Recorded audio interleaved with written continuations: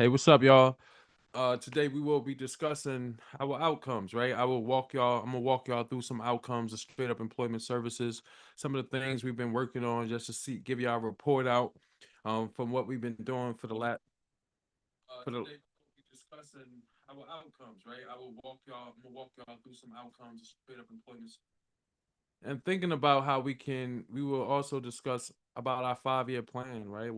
How do our outcomes actually merge with our 5-year sustainability plan?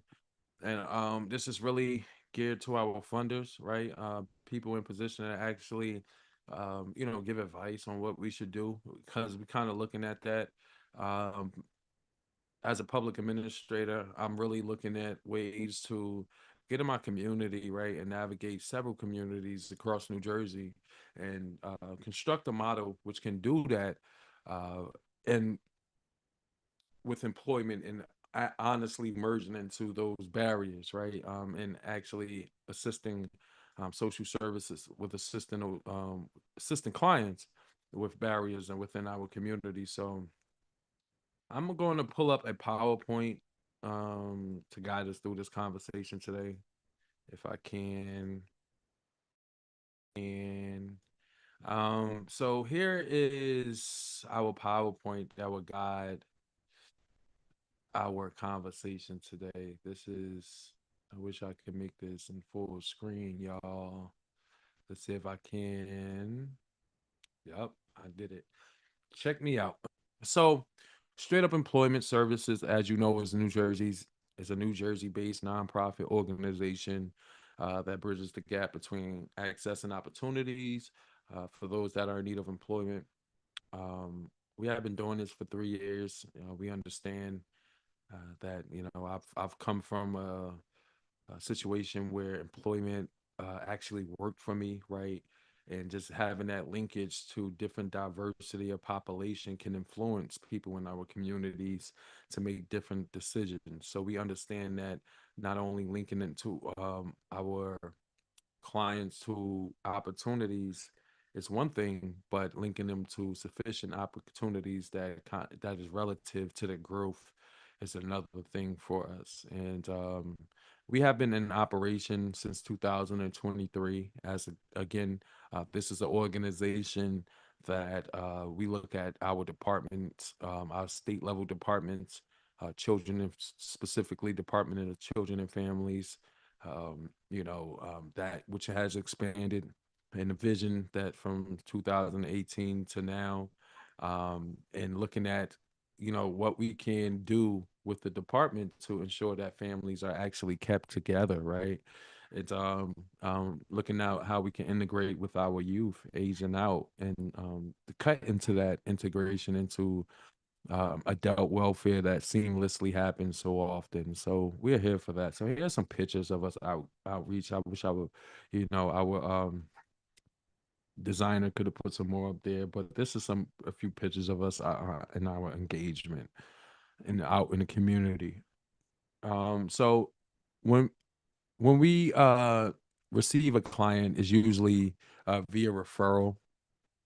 A referral form is completed from some partner, and then we are able to merge that data into an intake, right? We kind of cross-reference the data from the referral into our intake process. And during that intake process, we start to extract have real conversations with our clients about why they aren't employed, and have conversations with them about employability, right? What are some things that is preventing them from sustaining, even if they was to get a job, right? So we have through the last couple of years, we have compiled up some data. Specifically, our sample is 250 clients, and we have compiled that of there's some barriers that can be substantial, that when it comes to gaining employment. So some barriers identified was some of our clients have some child welfare involvement. Some of those clients want to work with children, that we've noticed. And, so we have to use that as a barrier. 25%, probably 28% 58% of our clients are involved with DCP&P services as well as Children's System of Care, CSOC. Um, all of them, whether they either in those cases are really they have involvement currently. And then we had prior system involvement clients that were youth in the system or even parents in the system at one point, and cases were closed. Those about 37%. We also have clients with no work experience, right? Those clients that um, navigated the complexities of growing up and just didn't get a job, or just a job wasn't on a forefront, right? 56% of our clients had no documents such as social security card, birth certificate, or either ID to actually complete an I-9 to actually get them a job, and which is a requirement. So we looking at that as a relevant barrier to employment. Housing instability. A large chunk of our clients, around 62%, have mentioned unstable housing in some capacity, a lack of, as well as a lack of transportation. Right, around 70% may have barriers with getting to and from employment, which can really prevent them from actually they can get the job, right, but not sustain it. So we see a lot of that as being a prominent barrier. Justice involvement, 86% of our clients, a large majority of our clients have some justice involvement. And as we know, just having justice involvement has a level of collateral consequences that we have to be mindful of when it comes to employment. And as employment in certain levels of employment is questioned when you have, uh, a record. And, it's a competitive job market. It can be a record versus someone without a record. And so we look at that as a prominent barrier. And as you can see, most of our clients are facing those type of barriers. So from 2023 to 2026, Straight Up Employment Services have serviced um, up to 250 clients, with North Jersey being about 130, uh, South Jersey around 60, and Central Jersey around 60. So that we kind of got a number of 250 steady clients that's actively engaged in services to this day. Now we can't speak for we the number would have increased. However, there were clients that didn't answer the referral intake call, that didn't follow up on job leads, etc. Those clients weren't counted into this data point. So the employee mentor approach, we kind of we have a framework on how we do things. We have an employee mentor approach. Our employee mentors really are going out in communities, creating relationships, not only with clients, but also with employers. Right, we have an employer engagement facilitator, which y'all will have a chance to speak from in some of our slides. That really looks at how they can look at job placement and retention support, how they can ensure that cut into the need for um, recruitment efforts at certain businesses and organizations, and looking how Straight Up Employment Services can cut into that need and merge some of our clients with that.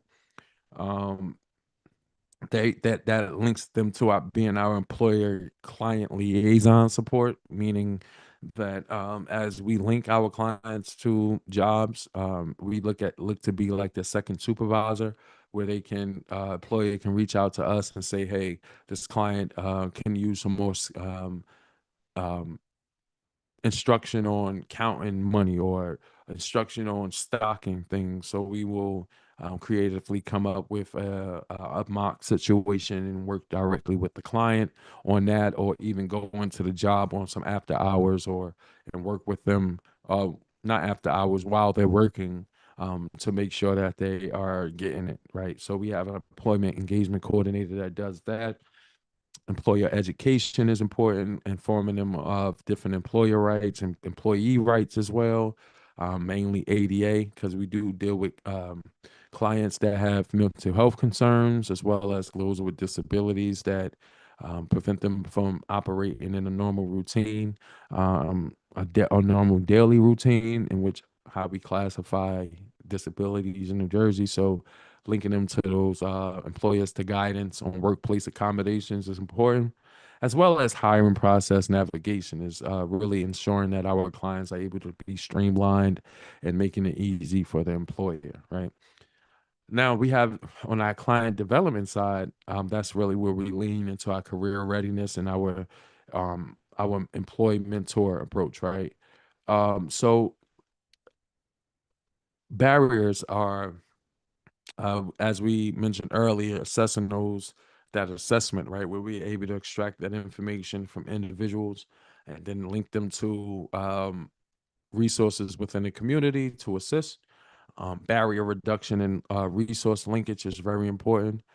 Straight up employment services itself, we are non-funded, and we have in 2025 um, provided financial support in a form of hardship that could have been like application fees, um, fees for obtaining a birth certificate, fees for obtaining an ID. Some clients were in need of emergency housing, so we were able to provide them with some means to stay in a hotel for about a week. We did that to about for about 3 or 4 clients. We spent about $6,000 last year, um, non-funded, right?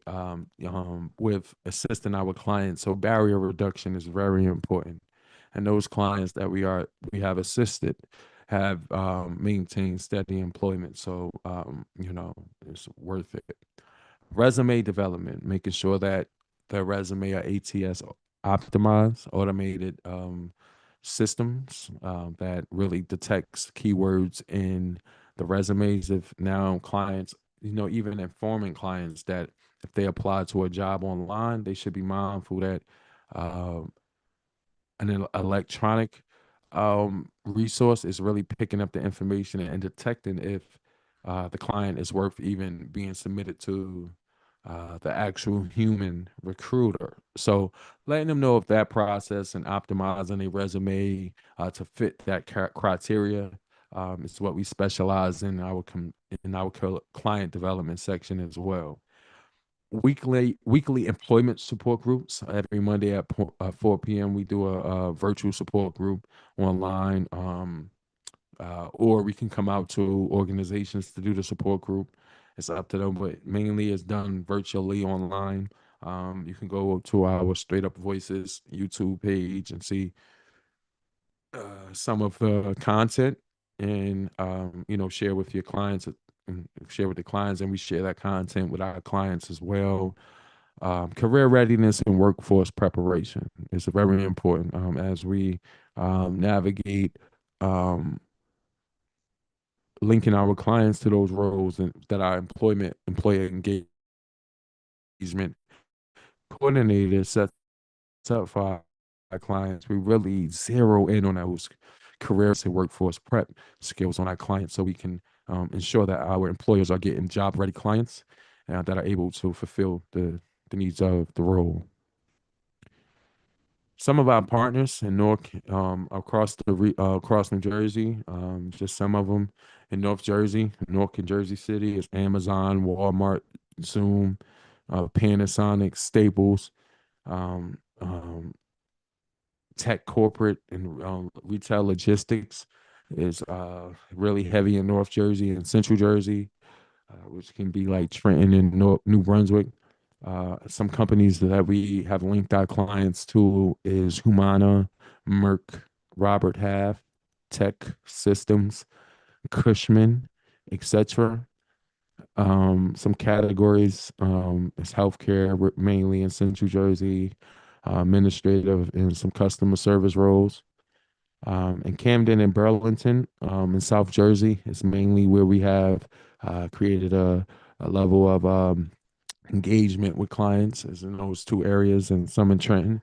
A lot in Trenton, actually more than what we think in Trenton. as some have navigated from all of these places. Some of those companies, Aerotech, Simos, Amazon Warehouse, Pilot, Aramark, UPS, and FedEx. Um, some of those categories is warehouse and manufacturing, driving and logistics, as well as entry level employment roles.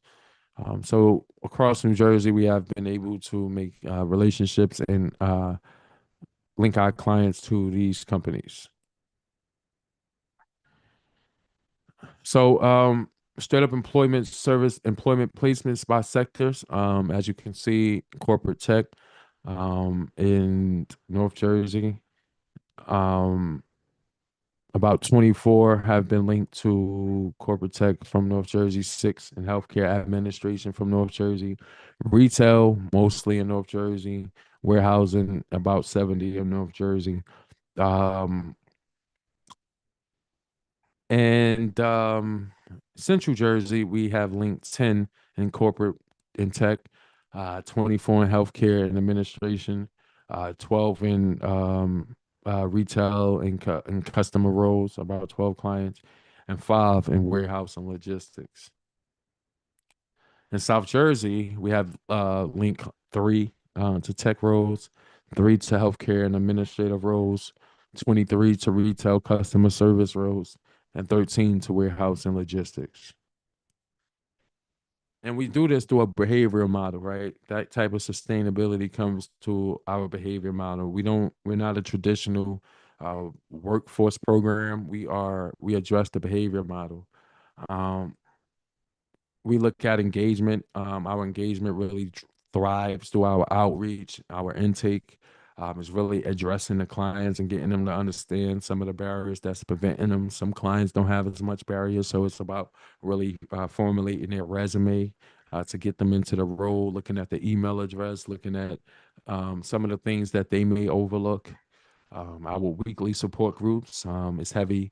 If our clients engage in our weekly support groups, it kind of increase the understanding of what they can be doing out in the community and altering their behavior, altering the way they're projecting out, the what they're posting online, things of that nature. Our one-on-one check-ins every week. Some is bi-weekly, some is monthly, depending on their preference.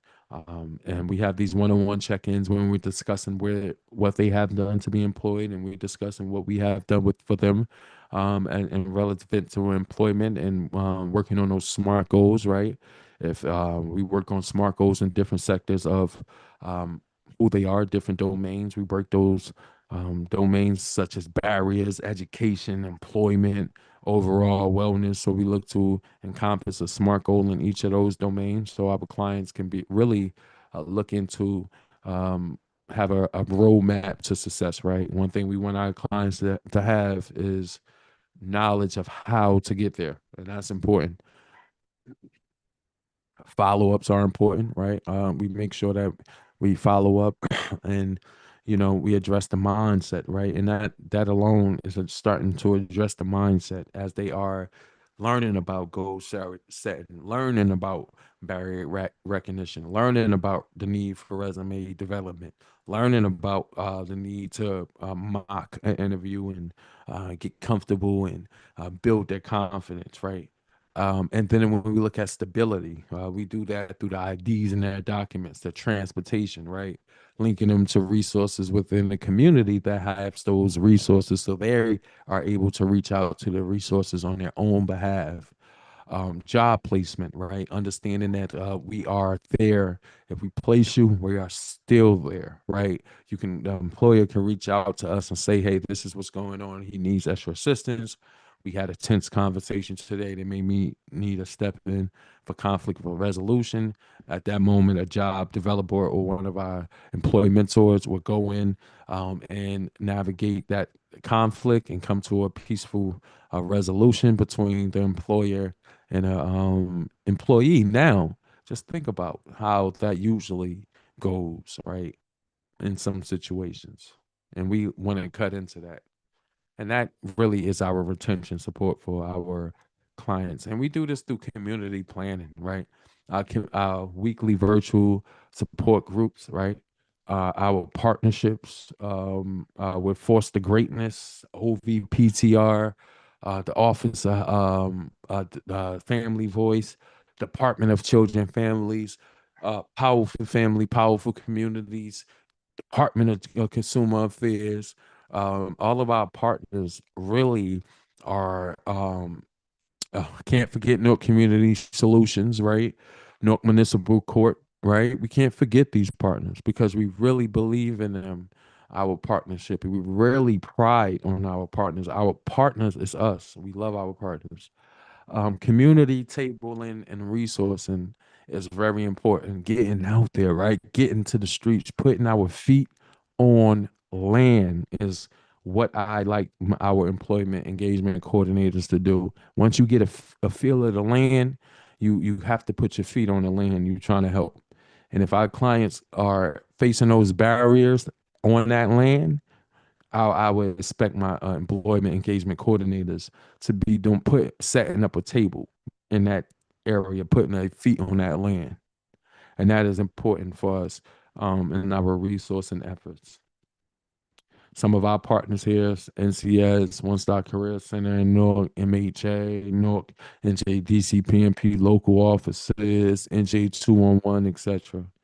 DCF, can't forget about them. Love the Department of Children and Families.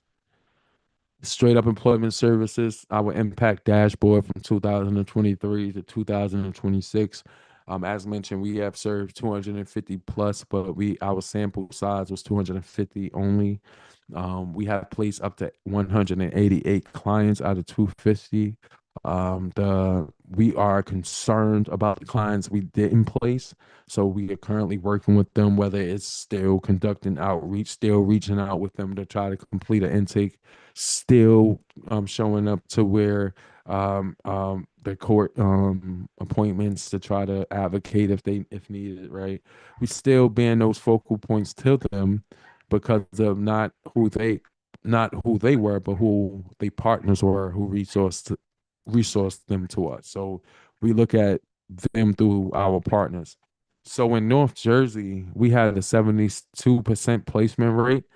In Central Jersey, we have a 78% placement rate. And in South Jersey, we have a 70 to 80% placement rate. Some of our client barriers, 80%, 6% was justice involved. 70% had no transportation. 62% had housing instabilities. 56% had an inability to complete an I-9 process. And 47% had no experience. And we looking to engage with our clients, right, to kind of funnel into those barriers to see how we can, whether it's get funding, right, to address those barriers directly, or either strengthen partnerships within the communities. But what we have seen with our partners is that we may need to be able to get funding to address and cost share with our clients. So we are going to be looking at building this data and letting people know what we have learned from addressing our clients and really work on trying to not only get funding for employment to employ assist us with the employment piece, but we need assistance with the housing piece. We need assistance with transportation. We need vehicles. We need drivers. We need access to motor vehicle commission, right? We need this type of real resourcing to assist our clients. And what we have learned is that throughout 3 years, this 75% placement rate is really went through a group of me and a few volunteers, right? And I just without any funding, I just wish, I just imagine actually what I can do if with a little belief in our system and that kind of projected, right? If we take that placement rate and if we think about who we can be if we got funding, right? And if we were able to gain the resourcing to grow out, right? So we did the math. I will be able to place with the efficient amount of funding, I will be able to place 15 hire 15 employ mentors in the state of New Jersey and have five in each region. So five in central, five in north, and five in south. And doing and putting the model in what we developed thus far that pushed us to the 75% rate, addressing those barriers, teaching them the critique, teaching them what I know, right? That you can't get from anywhere else, right? That lived experience, that lived core, that 10 years of nonprofit experience, 20 more years of even more years of working with clients that needed employment, linking them to employment, network of employees that I've accumulated and still have this great relationship with, right? Imagine if I can link that to five employ mentors in different regions, right? I will be able to reach up to, we will be able to reach not just straight up employment services, but the straight state of New Jersey will be able to reach up to 900 clients annually and place 675 clients across New Jersey in jobs annually with just 15 employment mentors, five in one region, five in another, five in another. That impact in 5 years will equal up to 4,500 plus served, 3,375 plus employed with a system impact of 900 plus families kept together, stabilized, and a potential cost saving of up to $27 million, which money can be allocated to other resources to help us stabilize these families. Employment first is the model. Employment first. Reduce removals tied to poverty, right? And that is what we are looking to do for the system, our department, our partners, right? We look at everything through a lens of keeping the family intact, keeping the families together. Let's do that all in our community, y'all. We have invest in straight up employment services. We are what is needed in communities to change. If we can keep this up, I know that we have a high employment rate of about 5.4%, between 5.1 and 5.4% currently in the state of New Jersey. Over the next 5 years, with this impact, it's a small impact, just 15 staff, that's all. Not a major organization, not a big company, but just 15 staff. We will be able to move the needle 0.8%. Now that's, we're not saying that we're not chasing numbers here, right? We're not chasing numbers because numbers don't tell the story of the people that we have to deal with or that we have to provide the resources for. It's the structural reallocation of mindset that we do. We shift the behavior in our clients. They look at the founder, they look at my credibility, they look at what we went through, they look at my family that was known in the state of New Jersey, that's known in North specifically, and they understand why I'm doing this, why we're doing this. Invest in the real. Invest in grassroots organizations. Thank you very much for your time.